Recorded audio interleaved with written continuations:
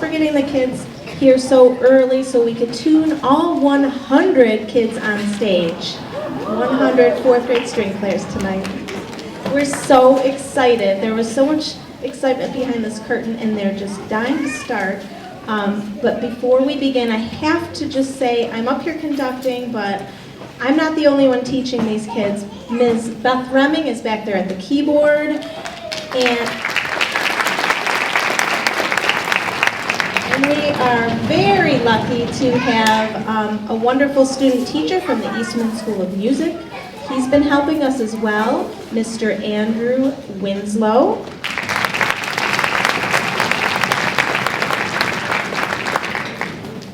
This is also one of my favorite concerts of the year. It's truly amazing to see how much the kids accomplish in 4 months' time. And really, we're so fortunate to have a wonderful fourth grade beginner instrumental program in Brighton. We see these kids 2 days per cycle, and they come during the school day with their class. And that really sets them up for success and gives them a solid foundation that they can then take with them through the years. And it's really wonderful here. So thank you for your support of music education in our schools.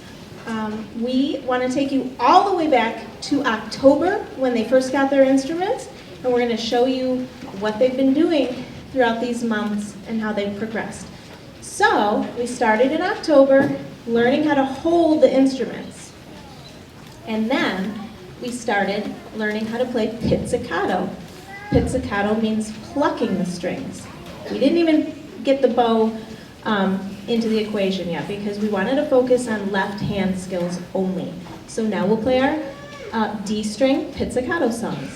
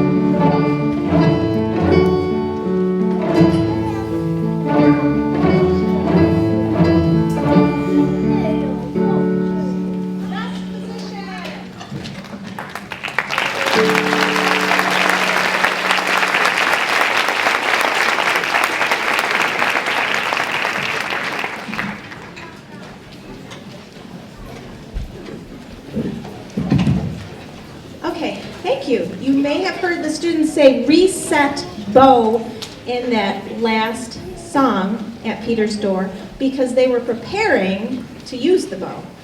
They were very excited to get the bows, as I'm sure that you know, or to start using the bows.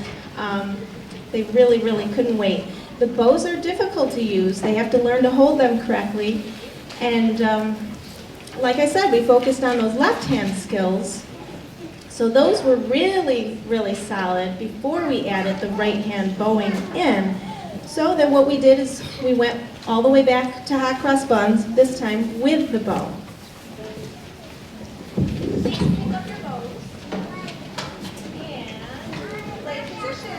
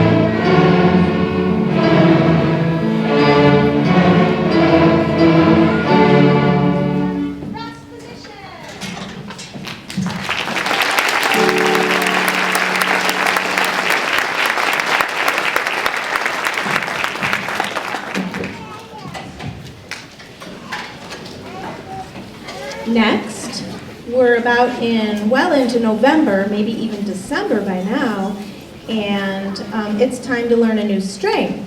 So all of our songs so far have been on the D string, and now we're adding in the notes on the A string.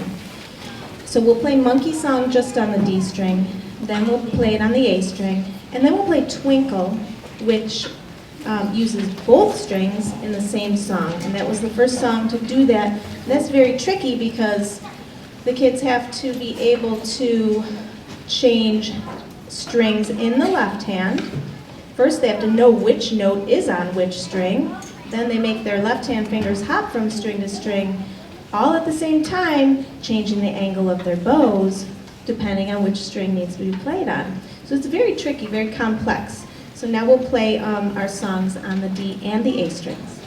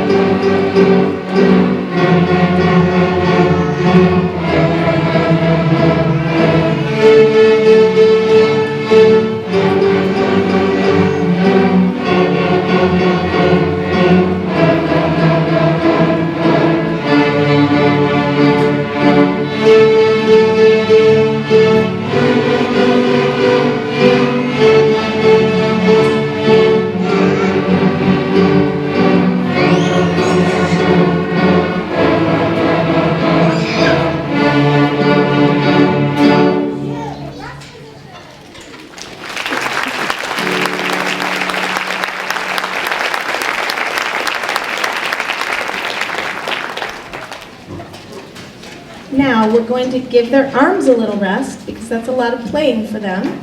And we have just a few kids who compose their own very short songs. And we'd like to just give the other kids a break and have the kids share their compositions with us. We have 5 kids playing. And we're going to start with a violin player, Addie Jones.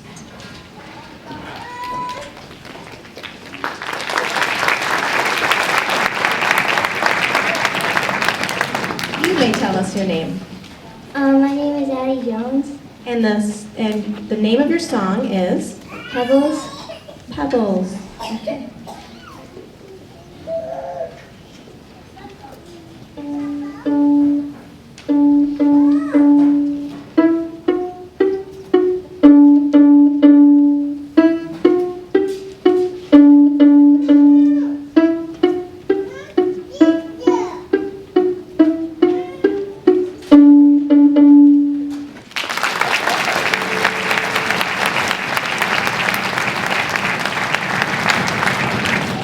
Another violin player.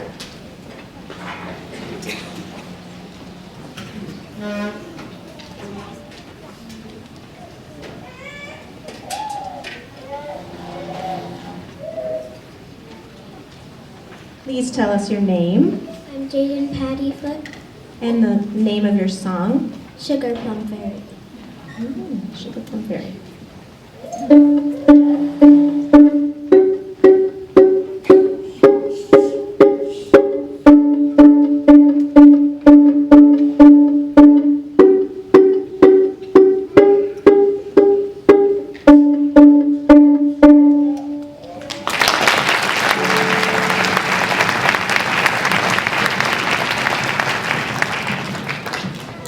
And next we have a viola player.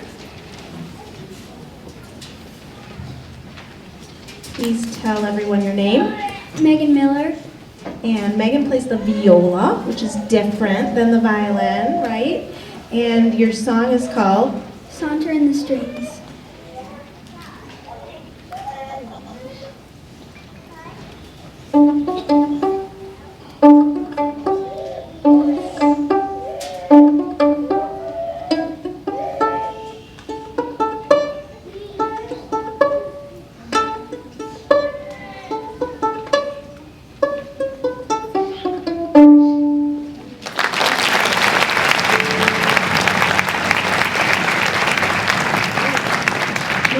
To the cello, your name, Maya Torres Panzer.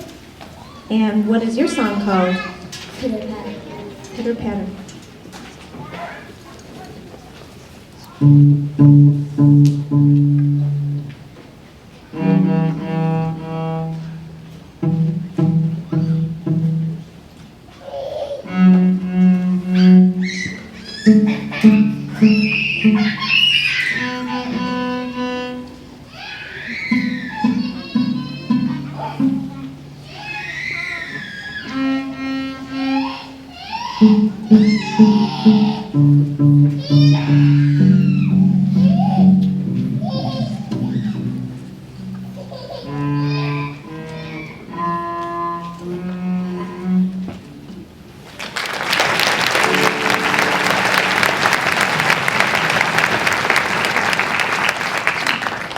And we have a bass player. I'll get it. Will you please tell the audience your name? My name is Simon Smith. And Simon, what is your song called? Clock. Clock.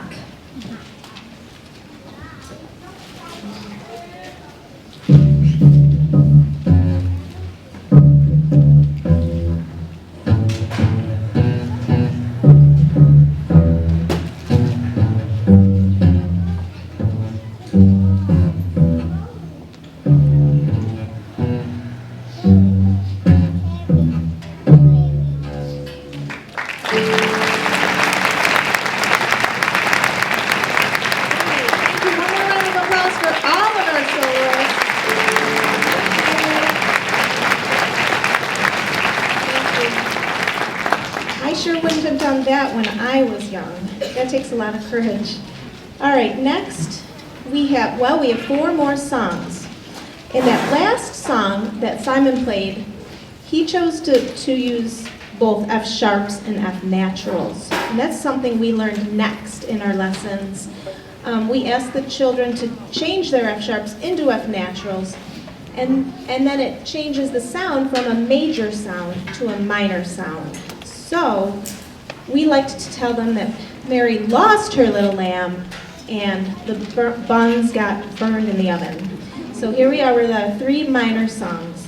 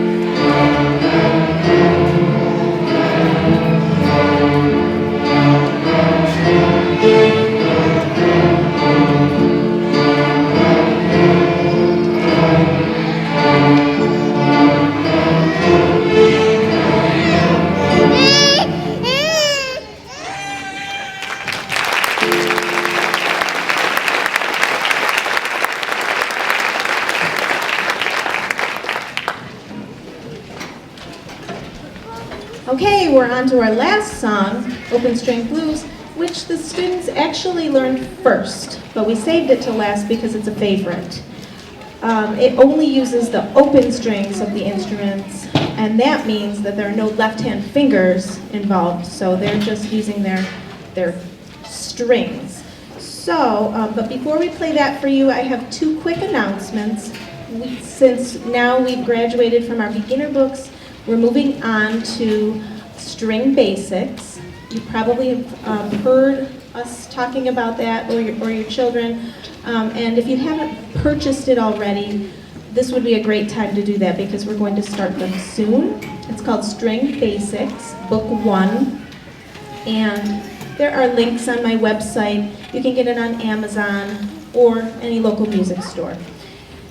And one more announcement. Our last concert, I forgot to look up the date. I meant to. It's in June 15th. Thank you, Mrs. Parker.